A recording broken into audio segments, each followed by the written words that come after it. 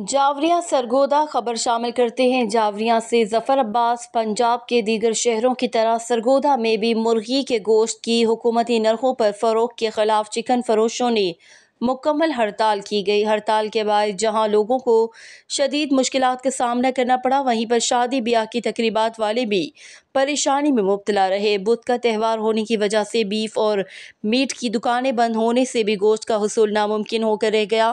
हड़ताल के हवाले से हमारे साथ पोल्ट्री सप्लाई एसोसिएशन के सदर आबिद हुसैन हंजरा मौजूद है। उनसे पूछते हैं कि वो क्या कहते हैं। पहला जो BFL रेट करते रहे ने वो 480 रुपये रेट करते रहे ने।